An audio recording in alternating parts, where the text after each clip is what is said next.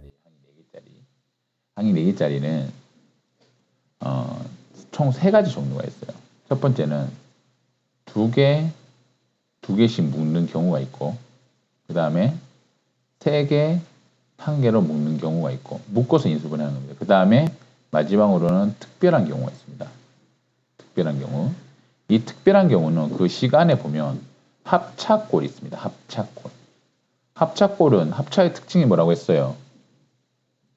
마이너스. 뭐가 마이너스예요? 앞에.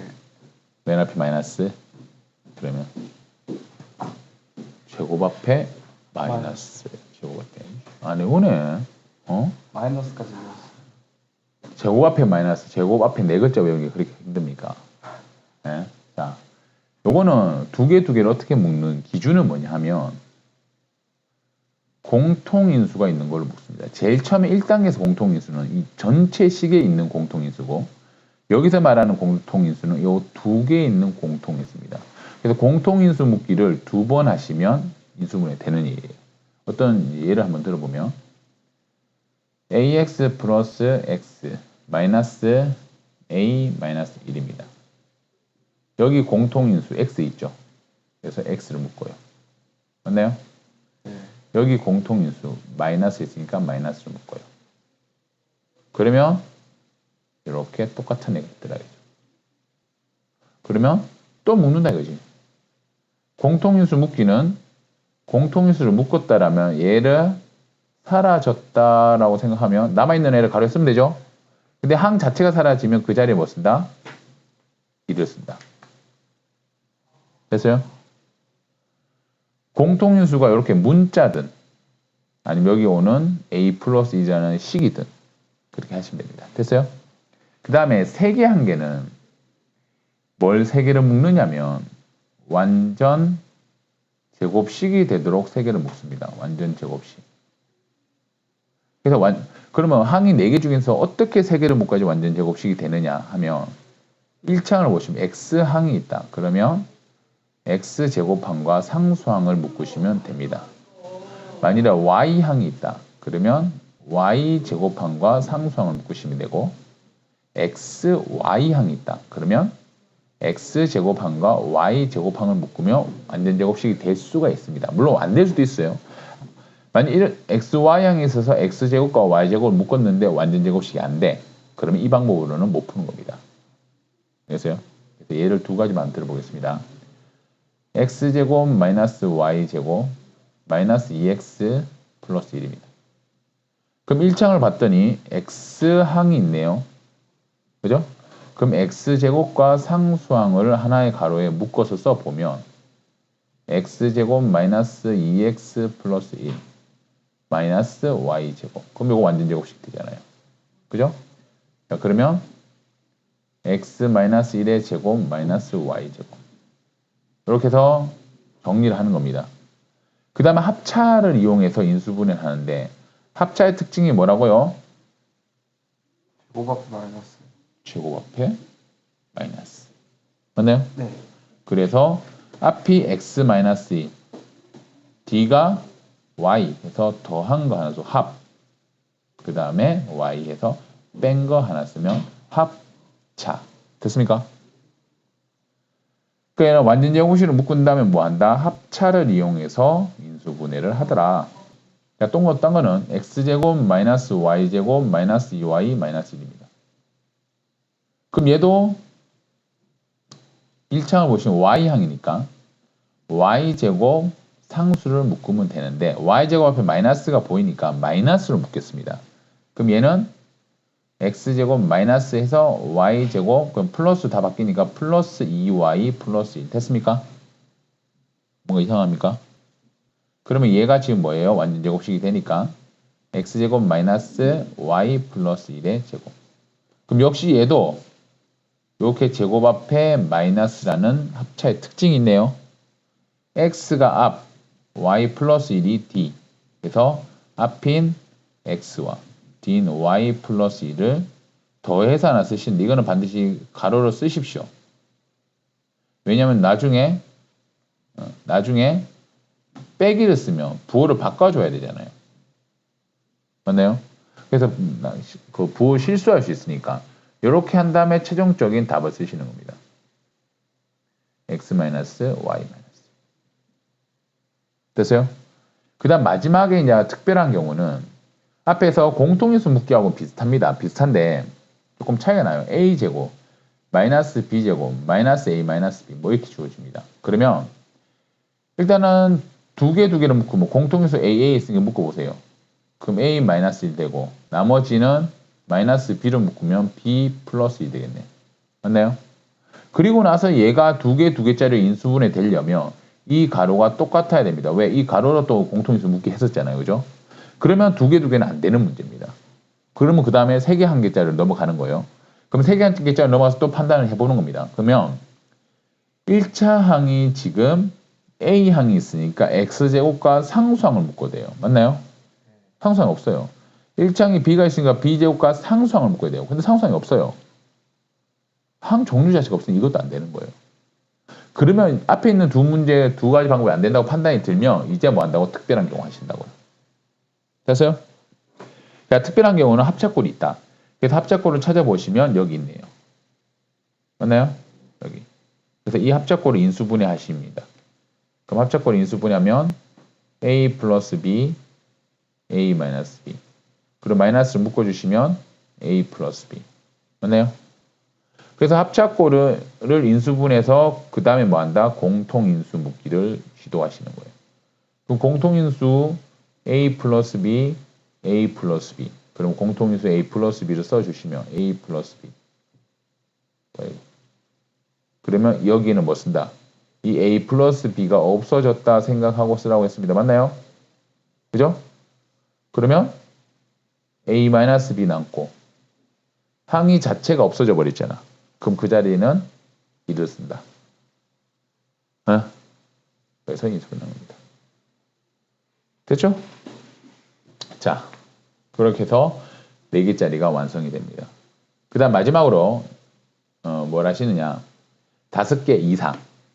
5개짜리, 6개짜리 뭐 방법이 다 있는 게 아니라 5개 이상인데 자, 5개 이상은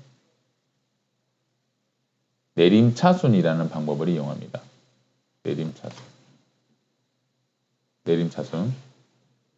잠깐만요. 내림차순은 뭘 내림차순이라고 하냐면 예를 들어서 이런 거예요. 3x제곱 y항이 이게 몇 차식입니까? 라고 물어봅니다. 몇 차식입니까 이거? 두 맘대로. 높은 차수 따라서 아니죠. 제 질문이 잘못된 겁니다. x에 관해서 몇 차식입니까? 또는 y에 관해서 몇 차식입니까? 이렇게 물어봤어야 된다고요. x에 관해서 몇 차식입니까? 라고 한다는 것은 x를 내가 문자로 보겠다. 그러면 y가 상수가 되는 거예요. 그럼 얘는 3yx 제곱이라 쓰시고 이거는 2차 항이다 이렇게 쓰는 겁니다. 뭔지 알겠어요? 그럼 y에 관해서는 그러면 3x 제곱 y가 되고 이거는 1차 항이 되는 겁니다.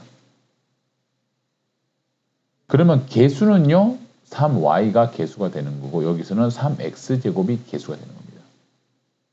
됐습니까? 그래서 이렇게 만들어내는 거고 그러면 내림차순이라는 것은 뭐냐면 일단은 내림차순으로 쓰는 거 우리가 통상적으로 쓰는 항 뭐 3x제곱 마이너스 2x 플러스 1 뭐 이런 식으로 2차, 1차 상수 항 차수가 내려가도록 쓰는 것을 내림차순이라고 합니다. 그럼 나는 이게 이 같은 항이라도 무엇을 문자로 잡느냐에 따라서 1차항, 2차항이 될 수 있잖아요. 그죠? 그러니까 제일 먼저 내림차순 정리를 할 때는 문자 정하기가 1단계입니다. 문자를 정하셔야지 이게 몇 차식인지가 나온다고요. 그래서 문자를 정하는 기준이 있습니다. 첫 번째 문자 정하기입니다. 문자 정하기.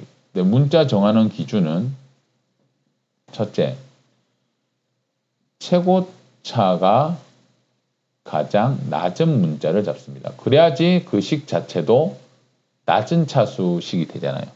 그죠? 최고차가 2차인 식을 문자로 잡으면 2차식이 되는 거고 1차인 식을 문자로 잡으면 1차식이 되는 거예요. 자, 두 번째는 그러면 최고차가 또 전부 다 똑같다. 그러면 최고차항의 개수가 1인 놈으로 문자를 잡습니다. 왜냐하면 봐봐요. x제곱 어쩌고 저쩌고 하는 거랑 12x제곱 어쩌고 저쩌고 하는 거랑 누가 인수분해하기 더 편합니까? 위에 거예요, 밑에 거예요? 당연히 이거죠, 그죠? 얘는 이것까지 고려해서 이렇게 막 어디나 곱하고 뭐 이렇게 쌩 난리 쳐야 된다고요, 그죠? 그래서 최고창 1인 놈이 인수분해하기 훨씬 편하다는 겁니다. 근데 최고창의 차수도 똑같고 개수도 전부 1로 똑같아. 그러면 세 번째로는 네 마음대로 하면 됩니다. 네 마음대로. 알겠습니까? 네 마음대로 마음에 드는 거 문제 잡아도 돼요. 어차피 결과는 똑같습니다. 자, 그래서 지금 책에 보시면 요 필수제 8번이죠. 63쪽에. 요런 문제가 내림차수 정리입니다. 그래서 한번 예를 들어서 한번 해볼게요. 자, 몇 쪽? 63쪽에 필수제 8번입니다. 자, x제곱 마이너스 y제곱 플러스 6x 플러스 2y 플러스 8. 자, 1단계 문자를 정하십시다. 자, 최고창을 봤더니 여기 2차, y도 2차. 그럼 2단계 넘어갑니다. 그죠? 그럼 2단계에서 개수를 봤더니 여기는 1, 여기는 마이너스 1. 그러면 나는 x를 문자를 잡는다. 됐어요? 개수가 1인 놈을 문자를 잡으라고 했으니까. 그럼 x를 잡고 내림차순, 그러면 2단계에서 뭐 하느냐? 내림차순 정리를 합니다. 내림차순 정리. 내림차순 정리를 하시는데 x가 두 개인데 있어. 이쪽 뭐 2xy 플러스 3x 이렇게 있다. 그럼 이건 이렇게 쓰는 게 내림차순 정리가 아니라 x를 묶어서 2y 플러스 3이라고 이렇게 묶어줘야지 이거를 내림차순 정리가 끝난 겁니다. 이건 정리를 한 거 아니에요. 알겠어요? 그래서 정리가 끝난 거다. 그러면 자 보시면 일단 x제곱 여기 있으니 x제곱 쓰고 x는 여기 하나밖에 없죠. 맞나요? 그리고 남은 애들을 x가 없는 애들은 상수항입니다. 그럼 마이너스를 묶어서 y제곱 마이너스 2y 마이너스 8. 이거 마이너스 안 묶고 그냥 마이너스 y제곱 이렇게 가로 없이 쓰면 이것도 정리를 한 거 아닙니다. 알죠? 그래서 상수는 상수끼리, x는 x끼리, x제곱 x제곱끼리 가로로 묶어 주셔야 된다. 그 다음에 세 번째로 하시는 거는 개수 인수분해입니다. 모든 개수를 인수분해할 수 있으면 인수분해하십시오. 근데 중학교 내림차수 정리 문제는 1차항까지 인수분해해야 되는 경우는 거의 없어요. 그럼 나는 상수항 인수분해하는 거예요. 이거 인수분해하면 어떻게 됩니까? y-4, y 플러스 2가 됩니다. 이제는 이렇게 빨리 할 수 있도록 연습하셔야 됩니다. 뭐 4, 2, 1, 8. 차가 2는 요거니까 마이너스. 이렇게 하는 거 아니에요. 방금 할 정도로 인수분해가 되셔야지 앞으로 집에 일찍 가는 거예요. 알았어요? 그래서 개수를 인수분해해서 다시 씁니다. 그 다음에는 숫자로 인수분해하는 걸 잘 생각하세요. 자, 봐봐요. 우리가 숫자로 방금 이걸 한번 생각해 보세요. y제곱 마이너스 2y 마이너스 8. 제일 먼저 뭐 했습니까? 곱해서 8이 되는 애를 찾았어요. 그죠? 이거 찾는 게 방금 인수분해한 거예요. 뭘 곱해서 8이 됩니까? 뭘 곱해서 이게 됩니까?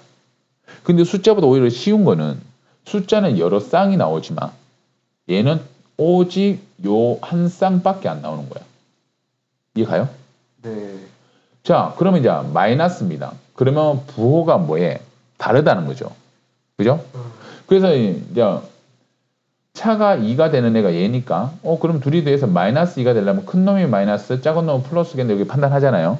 네. 얘는 그런 판단할 필요도 없습니다. 마이너스니까 부호가 달라. 그럼 얘가 플러스 마이너스 아니면 마이너스 플러스 둘 중에 하나겠죠. 그럼 요렇게 계산해서 얘가 나오는지 얘네를 가지고 계산해서 얘가 나오는지 확인해보면 됩니다. 그럼 계산해보면 얘죠? 얘를 해야지 마이너스 y 플러스 4 플러스 y 플러스 2 맞나요? 네. 그럼 플러스 6이 나오죠. 더하면. 네. 그럼 됐네. 그 앞에 x 붙이면 인수분해 끝나네. x 마이너스 4y. y 플러스 4. 뭐 4가 네. 그죠?